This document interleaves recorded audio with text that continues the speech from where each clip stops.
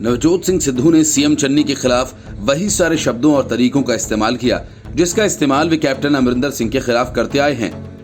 हद तो तब हो गई जब चन्नी ने राज्य में बिजली की कीमत कम करने का ऐलान किया तो सिद्धू ने इस ऐलान को चुनावी लॉलीपॉप बता दिया।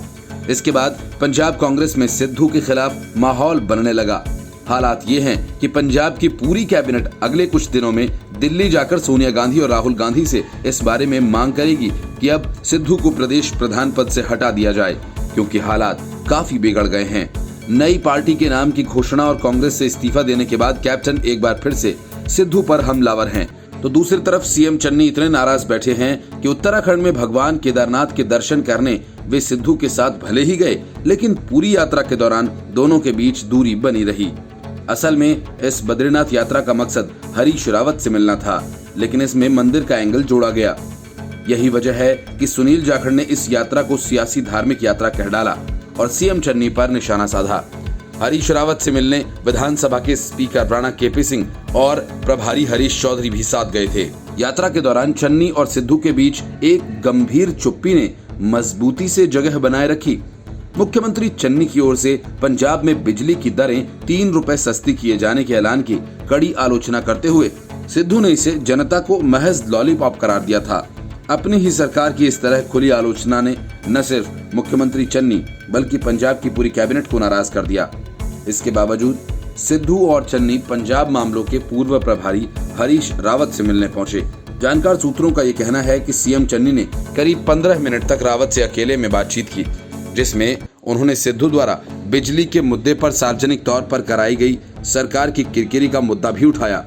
इस बैठक के बाद रावत ने सिद्धू का नाम लिए बिना कहा कि मौजूदा चुनावी माहौल में किसी भी नेता को अपनी पार्टी के बारे में ऐसी बयानबाजी करना शोभा नहीं देता और ऐसा कोई बयान नहीं आना चाहिए कि सरकार को स्पष्टीकरण देने पर मजबूर होना पड़े।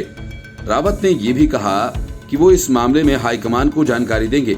चंडीगढ़ में सिद्धू की बयानबाजी को लेकर कई मंत्री और विधायक नाराज दिखाई दिए। हालांकि ज्यादातर मंत्रियों का ये कहना है कि मुख्यमंत्री इस मामले में अपने स्तर पर कदम उठा रहे हैं और जल्दी ही सारा मामला हाईकमान के समक्ष रखा जाएगा। तब पूरी कैबिनेट मुख्यमंत्री के साथ दिल्ली जाएगी।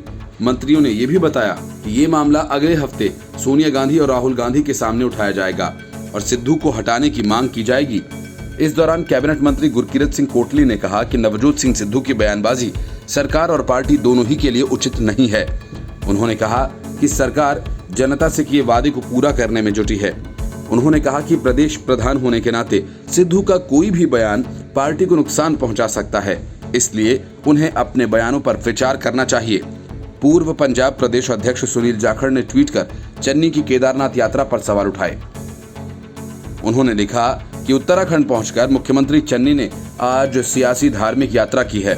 सभी को यात्रा पर जाने का हक है, लेकिन सबकी अपनी श्रद्धा, अपनी मंशा होती है। मुख्यमंत्री चन्नी ने उत्तराखंड पहुंचकर अपने राजसी देवता यानी हरीश रावत को मनाने की कोशिश की है। अब देखना यह है कि उनकी ये यात्रा कितनी सफल होती है। Report news of India.